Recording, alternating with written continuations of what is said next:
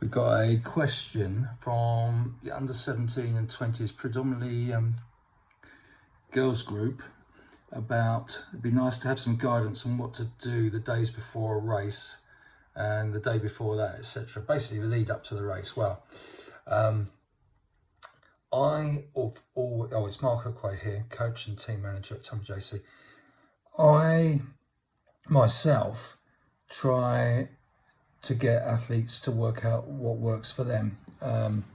You've got a situation where people have different lifestyles. Some have manual jobs, some are studying, sitting at a desk all day.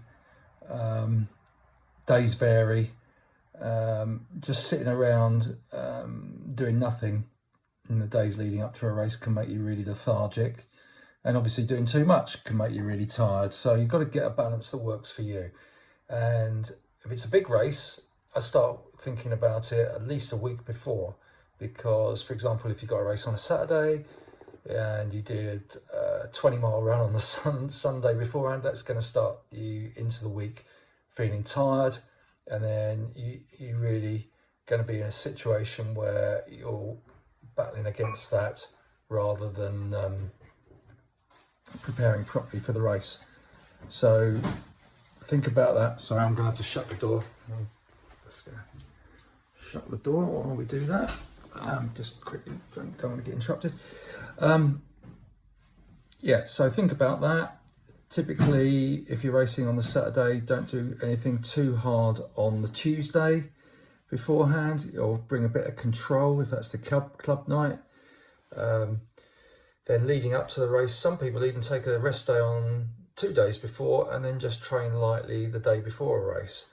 Others will train right through, typically doing some light fartlek running, change of pace, etc. One of the great stories I ever heard was Julian Gota, who won the national cross country senior title over 9 miles by 2 minutes, probably the greatest ever win in the national cross country.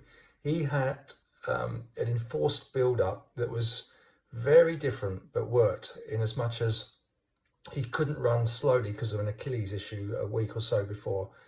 So what he did is he put in some rep sessions in the week, but with very long recovery. So for example, I'm trying to remember, but something like 3 times 3 minutes with 4 minutes recovery, things like that, just to keep the legs turning over, get that freshness into the legs, but not the lethargic feeling you might otherwise get.